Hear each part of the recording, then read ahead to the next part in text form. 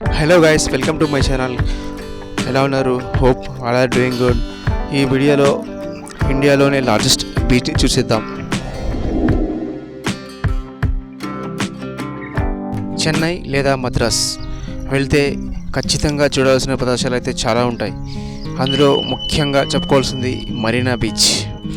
బే of Bengal సముద్రపు ఒడ్డున ఉన్న చెన్నై సిటీకి వెళ్తే మెరీనా బీచ్ని మాత్రం మిస్ కాకుండా చూడాల్సిందే. చెన్నై సిటీని విజిట్ చేసిన వారు ఖచ్చితంగా మెరీనా బీచ్ని అయితే విజిట్ చేసి వెళ్తూ ఉంటారు. హాట్ సిటీ అయిన చెన్నై విజిట్ చేస్తే ఖచ్చితంగా మెరీనా బీచ్ని అయితే విజిట్ చేసి వెళ్తూ ఉంటారు. వీకెండ్స్లో ఈ మెరీనా బీచ్ని చూడటానికైతే 15,000 నుంచి 25,000 మంది టూరిస్టులు అయితే వచ్చేస్తూ ఉంటారు. చెన్నై మెరీనా బీచ్ని విజిట్ చేయాలనుకుంటే రైనీ లేదా వింటర్ సీజన్ని చూస్ చేసుకోవడం బెటర్. ఎందుకంటే సమ్మర్ సీజన్స్ చాలా ఎండలు ఉంటాయి. చెన్నై అనేది హాట్ సిటీ. సో సమ్మర్స్లో విజిట్ చేస్తే ఇన్కన్వీనియన్స్కి అయితే గురి కావాల్సి ఉంటుంది. చెన్నై బీచ్కి ఎంటర్ కాగానే మనకి ఎంట్రన్స్లో వందలాది స్టాల్స్ అయితే వెల్కమ్ చెప్తాయి. ఆ స్టాల్స్లో చిన్నపిల్లలు ఆడుకోవడానికి వస్తువులు, బ్యాగ్స్ మరియు బ్యూటీ ప్రోడక్ట్స్, ఇలా చాలా స్టాల్స్ అయితే మనకి కనిపిస్తాయి. బీచ్లో అలా ముందుకెళ్తూ ఉంటే ఒక స్పెషల్ అట్రాక్షన్ అయితే మనకి కనిపిస్తుంది.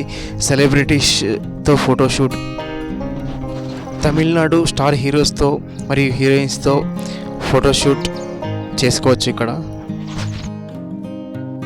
మెరీనా బీచ్ పరిసరాల్లో నంబర్ ఆఫ్ స్టాల్స్ అయితే మనకి కనిపిస్తాయి. ఇక్కడ చిన్న చిన్న ప్రోడక్ట్స్ నుంచి పెద్ద పెద్ద ప్రోడక్ట్స్, బ్యాగ్స్, బ్యూటీ ప్రోడక్ట్స్ మరియు డైలీ యూజ్ చేసే ప్రోడక్ట్స్ అని ఇక్కడ ఈ స్టాల్స్లో అయితే మనకి దొరుకుతాయి.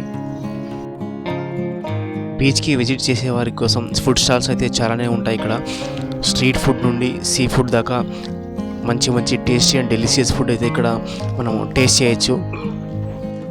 ఇక బీచ్ విషయానికి వచ్చేస్తే ఈ బీచ్ అయితే బే ఆఫ్ బెంగాల్ సముద్ర ఒడ్డున అయితే ఉంటుంది. ఈ మెరీనా బీచ్ అయితే 13 కిలోమీటర్స్ డిస్టెన్స్తో ఫస్ట్ ఇండియాస్ లాంగెస్ట్ బీచ్ అని మరియు వరల్డ్స్ సెకండ్ లాంగెస్ట్ బీచ్ అని అంటారు. ఇక క్లీన్లీనెస్ విషయానికి వచ్చేస్తే Marina beach is one of the cleanest beach అని చెప్పొచ్చు. మార్నింగ్ లేదా ఈవినింగ్ జాగింగ్ లేదా వాకింగ్ చేసే విజిటర్స్కి అయితే ఇక్కడ మంచి ఒక బ్యూటిఫుల్ అట్మాస్ఫియర్ అయితే లభిస్తుంది. ఇక్కడ మరొక అట్రాక్షన్ శాండ్, గోల్డెన్ లైట్ కలర్లో ఉండే శాండ్ ఎంతో అట్రాక్ట్ చేస్తుంది.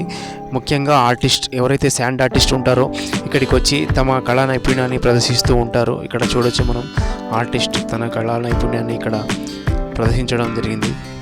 చెన్నై బీచ్ని అయితే రీసెంట్గా రెనోవేట్ చేయడం జరిగింది.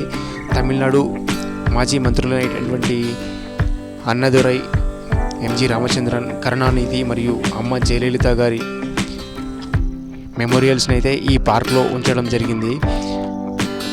మెరీనా బీచ్ ప్రాంగణంలో ఉన్న ఈ పార్క్ని అయితే మనం విజిట్ చేయొచ్చు.